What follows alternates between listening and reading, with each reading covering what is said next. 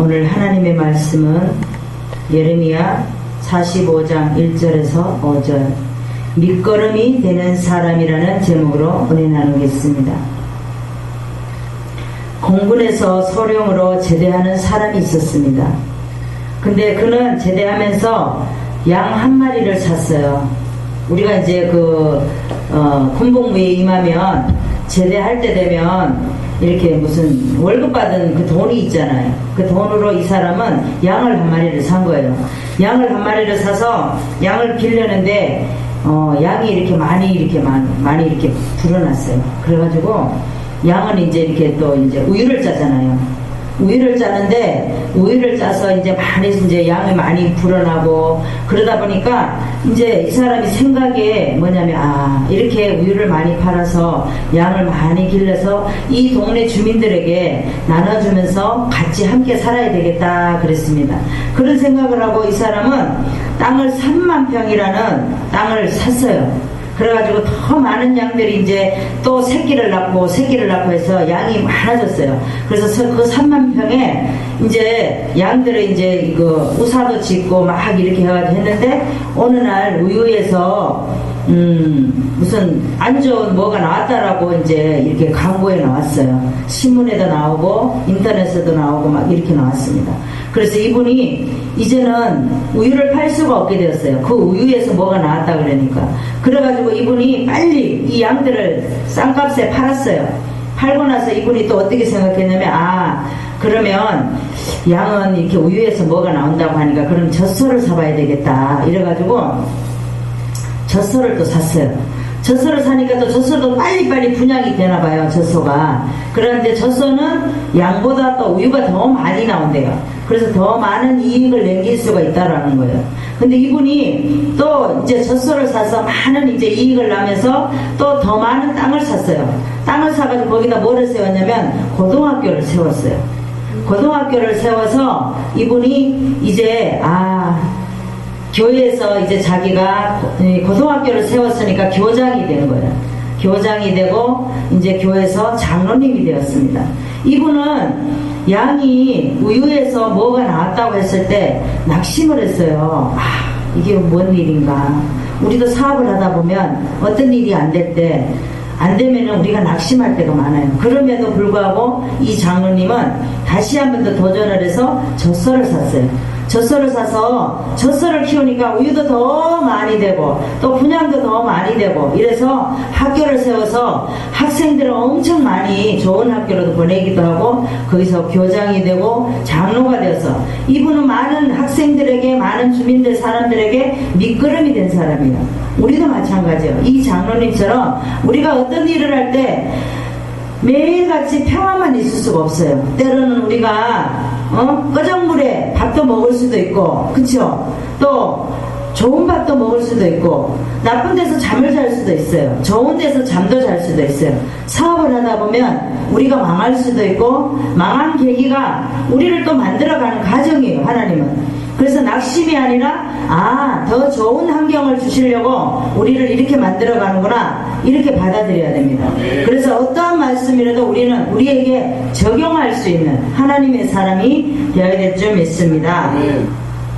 오늘 본문에 보니까 여호야김 4년에 바룩은 유다의 유력한 가문의 출신이었습니다. 그런데 예레미야는 이때에 감옥에 gat혀 있었어요. 감옥에 갇혀 있으니까 하나님이 아무리 예언을 해도 예언자라 할지라도 어떻게 예언을 할 수가 없는 거예요. 그러니까 하나님께서 너 바룩 있잖냐 바룩에게 내가 너에게 하는 그런 예언을 바룩에게 전해라. 그러면 바룩이 그 말씀을 예언의 말씀을 하나님의 말씀을 전할 거다 이렇게 말한 거예요. 그런데 예레미야의 성전 출입이 금지되고 또 바룩이 대신하여서 성전에 올라가 장차 유다에 일어날 모든 일들을 이제 선포하는 거예요.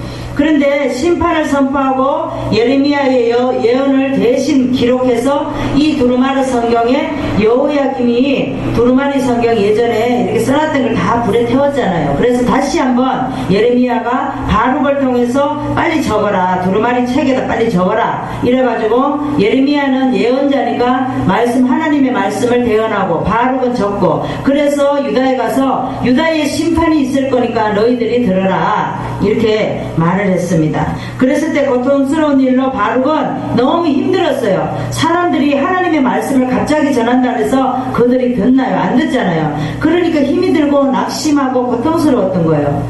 그래서 이 바룩은 고통과 슬픔을 통하며 매우 낙심하고 있을 때 하나님께서 핍박으로 위축을 만듭니다. 그래서 바룩에게 위로와 용기를 주시면서 하나님께서는 세운 것을 벌기도 하시고 심는 것을 뽑기도 하신다. 하나님의 절대 주권을 알려주시며 온 땅이 이러하거늘 바룩 너를 위하여 대사를 경영하지 말고 누구를 위해서 모든 육체의 재앙을 내리겠다고 하시며 바룩이 가는 모든 길에 바룩으로 생명을 얻기 노랑물을 얻는 것 같이 하나님께서 해주시겠다라는 겁니다. 그래서 모든 경영은 우리를 위해서 하지 말고 하나님으로 하라는 거예요. 그랬을 때 하나님께서 세워간다는 겁니다. 오늘도 여기에 장로님이 보면 공군에서 소령으로 제대를 했어요. 그래서 많은 양과 젖소를 키우면서 고등학교를 세우고 교장이 되고 장로로도 세워지고, 이 장로는 뭐라고 고백을 했을까요?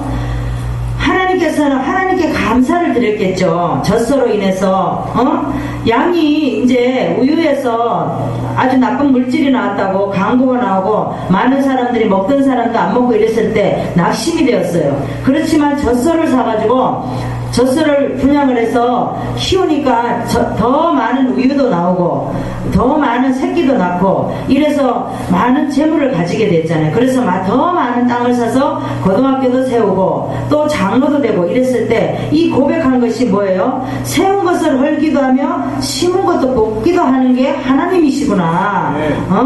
하나님의 주권을 신뢰하지 못하고 절망으로 단식하는 이 바룩에 비교할 때에 우리는 이 장로와 같이 좌절하지 않아야 돼요. 이 바룩은 어떻게 했어요? 하나님께서 바룩에게 위로하고 네가 이렇게 하면 내가 너를 지켜주고 다 알아서 해주겠다 그러는데도 바룩은 어떻게 해요? 좌절하고 고통스럽고 절망 가운데 있었다는 겁니다. 그래서 우리는 언제나 늘 이 장로님처럼 어떠한 일이 있어도 낙심하지 마시고 오직 하나님께서 내 앞에서 걸어가신다. 나는 주님의 뒤만 따라가면 되는데 왜 우리가 걱정을 할까? 늘 이 말씀을 기억해야 될 줄 믿습니다. 그러면 어떤데 우리가 밑거름이 되어야 됩니까? 하나님의 의도를 따라가는데 밑거름이 되는 우리가 되어야 될 줄 믿습니다. 1절에 보시겠습니다. 1절에 보니까 유다왕 요시야의 아들 여호야김 제4년에 네리야의 아들 바룩이 예레미야의 구전대로, 이 구전이라는 것은 말씀대로 이 모든 말을 책에 기록하니라. 이 책은 두루마리 책이라고 그랬어요. 때의 선지자 예레미야가 바룩에게 말하여 가로되 이렇게 말씀을 했습니다. 그렇습니다. 바룩은 예레미야의 예언을 기록하는 사람이에요. 우리도 다 달란트가 있어요. 누구는 뭐를 하고, 그러니까 저 사람이 뭐를 한다 해서 내가 그 사람 일을 할 수 있는 게 아니에요. 다 달란트가 다르듯이 이 바룩은 예레미야가 예언하는 거 쓰기만 하고 선포만 하면 되는 거예요. 대신해서. 그래서 모세에게 하나님께서 네가 가서 말씀을 전해라 바로에게 그랬더니 모세가 뭐라 그래요? 저는 입이 뻣뻣하고 둔해서 못합니다 그러잖아요. 걱정하지마. 네 형 아론 있잖아. 아론이 너 대신에 말을 전해줄 거야. 그런 거와 똑같은 겁니다. 그래서 우리는 내가 못한다고 낙심하고 좌절하고 그럴 필요가 없다라는 거예요. 그래서 우리가 못하면 하나님께서 나 대신 해줄 수 있는 그런 일을 할 수 있는 사람을 붙여주신다는 겁니다. 하나님께서는 백성들에게 하시고자 하시는 예언의 말씀을 예레미야에게 말씀을 하실 때에 바룩은 그 내용을 책에 기록하고 하나님의 의도를 따라가는데 이 바룩은 밑거름이 되는 사람이었습니다. 우리도 마찬가지요. 이 예레미야와 바룩같이 하나님께서 하라 그러면 하라 그러는 일만 하면 되는 거예요. 그래서 우리가 가정에 또 우리가 형제들에게 이웃들에게 교회에게 사업장에 모든 밑거름이 되는 우리가 되기를 원합니다. 성경을 보시겠습니다. 에스겔서 11장 20절 구약의 1164장을 보시겠습니다. 에스겔서 11장 20절 구약의 1164장을 보시겠습니다. 내 율례를 쫓으며 내 규례를 지켜 행하게 하리니 그들은 내 백성이 되고 나는 그들의 하나님이 되리라 라고 말씀을 합니다. 그렇습니다. 하나님께서는 내 율례를 쫓으라는 거예요. 엉뚱한 짓 하지 말고 하나님의 율례를 쫓으라는 거예요. 하나님의 규례를 지키라는 겁니다. 우리가 하나님이 율례를 지키고 규례를 지킬 때에 하나님이 책망을 해도 우리가 할 말이 있는 거지 하나님이 하라는 거 우리가 하지 않고 할 말이 없다라는 겁니다. 그들은 이스라엘 백성들은 내 백성이 되고 나는 이스라엘의 하나님이 되리라 이렇게 말씀을 하고 있습니다. 하나님은 오늘도 우리의 하나님이시고 하나님은 우리가 하나님의 백성이라고 말씀하고 있습니다. 그러면 어떤데 우리가 밑거름이 되어야 되는지 하나님의 사명을 감당하는데 밑거름이 되어야 될 점이 있습니다. 2절에서 3절의 말씀을 보시겠습니다. 바룩아 이스라엘의 하나님 여호와께서 내게 이같이 말씀하시되 내가 일찍 말하기를 슬프다 여호와께서 나의 고통에 슬픔을 더하셨으니 나는 나의 탄식으로 피곤하여 평안치 못하다 하도다 하셨고 이렇게 말씀을 합니다. 우리가 고통스러울 때에 누군가가 내가 해야 될 것을 감당해주면 마음에 큰 위로가 되는 것처럼 하나님께서는 우리가 고통스럽고 슬프고 너무나도 슬플 때 하나님께서 대신해서 우리를 해주신다라는 겁니다. 우리가 가령 내가 어디가 아파요. 찢어지고 아파요. 아픈데 혹여 내가 어디가 보이지 않는 곳에 아픕니다. 근데 아무리 아프다고 호소를 해도 아프지 않는 사람은 그걸 모른다라는 겁니다. 아니 저 사람은 겉보기는 멀쩡한데 어디가 아프다라는 거예요 도대체가. 그럼 자꾸 아프다 그러면 듣기 싫어하는 거예요. 아 저 사람 분명히 만나면 또 아프다 그럴 거야. 그러니까 듣지 말아야지 이런다라는 겁니다. 근데 그 아픔을 내가 아는 사람은 아 저 사람이 얼굴은 멀쩡해도 속이 어딘가가 아프구나 이렇게 받아들일 수가 있는데 아무리 아프다고 호소를 해도 내가 안 아파본 사람은 그 아픔을 모른다라는 겁니다. 마찬가지예요. 우리가 가정이 어려워도 내가 가정이 어려워 보지 않는 사람은 아무리 누군가가 가정이 어렵다 해도 우리가 이해할 수 없어요. 어떤 부자는 그렇게 말하잖아요. 아 게을러서 어려워 이렇게 말하잖아요. 그렇다고 말한다는 거예요. 그래서 사람은 우리가 누구에게 말을 할 때 아 저 사람이 정말 내 말을 나를 이해할 수 있는 사람이구나 그런 사람한테 우리가 교제가 이루어진다는 겁니다. 근데 우리가 대화도 안 되고 그 사람은 나를 이해하지도 않는데 그 사람에게 말하고 싶지 않잖아요. 똑같은 거예요. 그런데 이 예레미야와 이 바룩은 하나님의 사명을 감당하는 사람이에요. 그래서 이 두 사람은 하나님의 앞에 밑거름이 되는 사람, 유다 백성의 밑거름이 되는 사람, 그런 사람이었습니다. 그래서 바룩이 고통과 호소를 할 때에 하나님께서 너 왜 고통하고 호소하느냐? 내가 너한테 너와 함께 하지 않았냐? 왜 슬퍼하느냐? 왜 고통스러워하느냐? 하나님께서 이렇게 말씀하시는 거예요. 그래서 하나님이 바룩이 하나님의 심판과 백성의 박해로 이래서 자신의 고난을 생각했어요. 우리도 내가 지금 힘들고 너무 죽기 살기로 힘드는데 아무리 하나님이 말씀하셔도 하나님이 저거 이루어 주실까 안 이루어 주실까 이렇게 생각하잖아요. 근데 분명히 하나님은 다 들어주시고 하나님의 때에 이루어 주신다는 겁니다. 우리가 성경을 보시겠습니다. 사도행전 20장 24절을 보시겠습니다. 신약의 224장을 보시겠습니다. 나의 달려갈 길과 주 예수께 받은 사명 곧 하나님의 은혜에 복음 증거하는 일을 마치려 하면은 나의 생명을 조금도 귀한 것으로 여기지 여기지 아니하노라 라고 말씀하고 있습니다. 이 사도 바울은 뭐라고 말합니까? 나의 달려갈 길과 주 예수께 받은 사명. 어떤 교회에서는 목사님이 그러셨대요. 수요일날, 여러분 수요 예배는 안 나와도 좋습니다. 바울 영화를 꼭 보십시오. 그렇게 말씀을 하실 때 참 그 목사님 되게 훌륭하신 것 같아요. 그래서 우리가 바울 영화를 꼭 봐야 돼요. 왜? 바울은 이렇게 나의 달려갈 길과 주 예수께 받은 사명, 곧 하나님의 은혜의 복음을 증거하는 일을 마치려 하면은 나의 생명을 조금 더 귀한 것으로 여기지 아니하노라 라고 말씀을 합니다. 제가 이제 바울의 영화를 봤는데 그 영화를 보니까 너무 감탄스럽고 마음이 아프더라고요. 바울을 보니까 바울이 마지막에는 이제 목이 잘려서 이제 이 세상을 마감하게 되는데, 그 감옥에서도 간수가 아무리 이제 너 이제 나와라 이래도 바울이 안 나와요. 왜? 내가 있을 곳은 여기라는 겁니다. 여기서 하나님을 맞이한다라는 거예요. 그래서 우리도 마찬가지, 우리도 하나님이 어떠한 사명을 주시면 우리가 회피하지 말고, 우리가 또 어떤 좋은 것으로 찾아가려고 하지 말고, 그걸 영화를 보니까 누가는 끝까지 이 바울과 함께 있더라고요. 그래서 참 너무 감사하더라고요. 이 간수가 딸이 다 죽어가는 거예요. 많은 의원들이 왔는데도 그 딸을 못 고치는 거예요. 그런데 누가 고치냐? 누가가 가서 고쳤어요.